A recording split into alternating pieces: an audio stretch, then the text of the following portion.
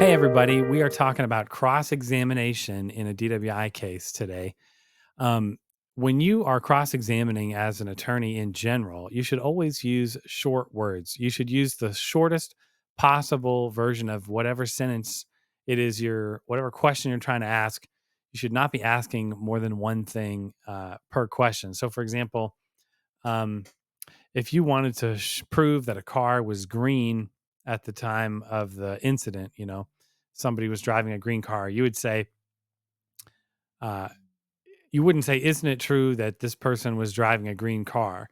You would say, uh, "Officer, you were there.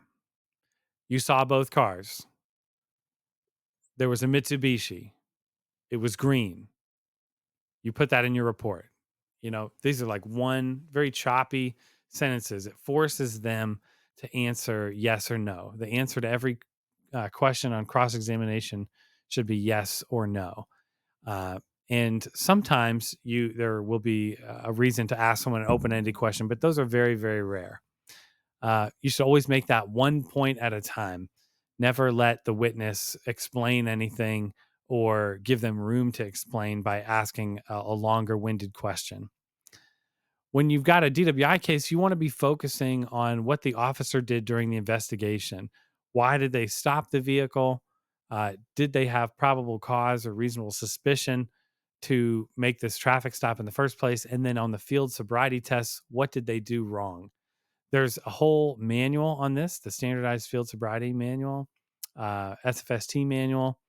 Uh, it's promulgated by the National Highway Transportation Safety Administration, and it has lots of different rules for how the officers are supposed to do the field sobriety tests, how they're supposed to explain them, who's eligible to do them or not. So if the officer did something wrong in the explanation, we want to highlight that.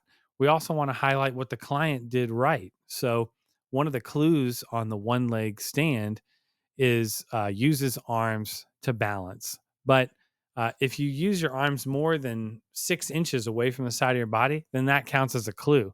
But if the client kept them fairly close to their body, and the officer still said they maybe it went 8 inches, so 8 inches is intoxicated and 6 inches is not. Is that what you're telling me? It shows sort of sometimes the absurdity of some of these tests and the way that they count clues. Somebody who looks normal on video can often get a number of clues on these field sobriety tests that will lead an officer to make an arrest. And then the last piece of advice we have today on cross examination for a DWI case is never argue with the witness. Don't end up in a battle with the police officer. You know, this could just, when you say argue in this context, we mean not being angry. There's no reason that an officer should ever make the attorney for the defendant angry or upset or flustered. It's going to be our questions as the attorney that might make the officer upset. If he argues with you, uh, you will either object, you will either move on to the next question, uh, or something like that. You never want to get into a shouting match or arguing.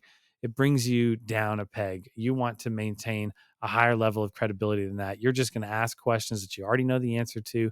That if he refuses to answer them correctly, then that's on him. And you can argue to the jury later that he wasn't doing things right. So you never want to lose your cool, is another way of saying this. Thank you guys for watching. If you like what you saw, don't forget to like and subscribe, and we'll see you next time.